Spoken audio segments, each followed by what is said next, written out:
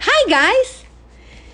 10 exit, life and business as usual, never again. Marina Simon with you today.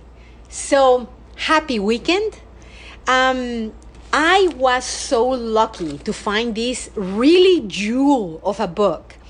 I had it bought, I don't know, maybe a couple of months ago. And I've been busy studying some other, materials. And all of a sudden today I was thinking, okay, what can I talk to you about today? And I took this book. It's a small book, Let me see how many pages does it has. It has like 200 pages, very small. And is by Perry Marshall. It's called 80-20 Sales and Marketing. My God, guys, I've been just browsing. I haven't even started reading it. But I thought I would define to you what is the 80-20 principle. Many of you already know about this, but believe it or not, I have just heard about it, but I really didn't understood it, how it applies to sales and marketing. I studied economics, and I remember, studying Pareto. Pareto, it was an Italian, an economist. Okay, but first, let me define. The 80-20 principle shows how we can achieve much more with much less effort, time, and resources, simply by identifying and focusing our efforts on the 20% that really counts.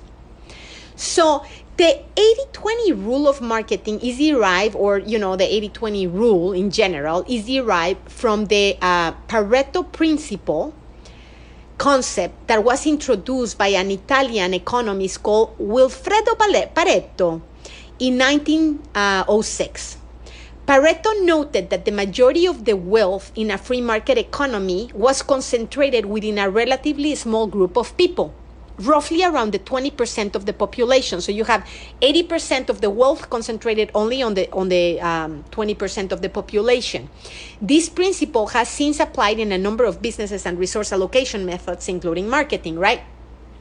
So basically, I was looking at it, and there's many areas where this principle applies. And why is it important? Because if we understand it, we can use the resources and be more effective with less investment of resources. We can become more effective on really the areas that are creating you the majority of your income, right? Or potential of income. All right, so let's see in marketing, right? 20% of marketing messages, do you know that they produce 80% of your campaign results? Only 20% of your marketing messages.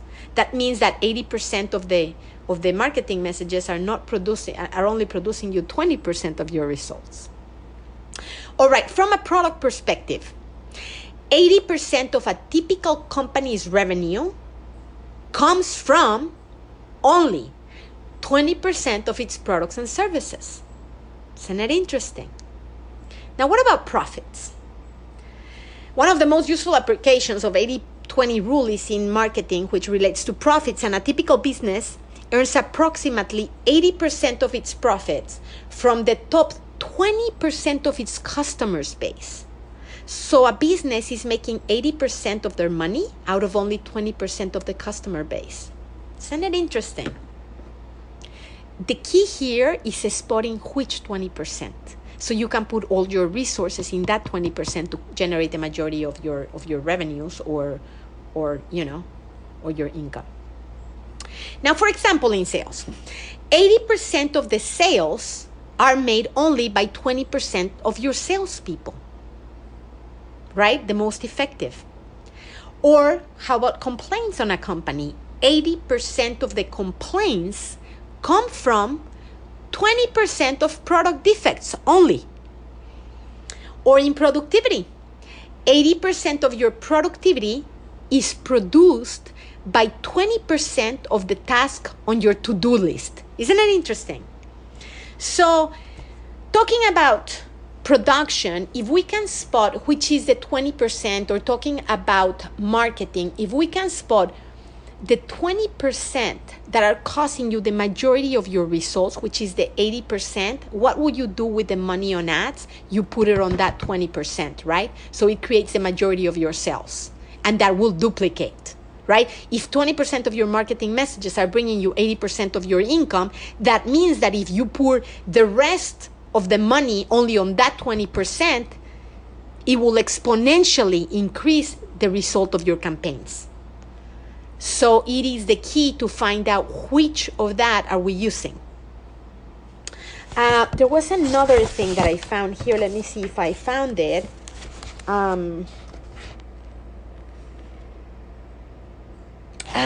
Okay. This guy, Perry Marshall, talks about something that he calls the espresso machine principle.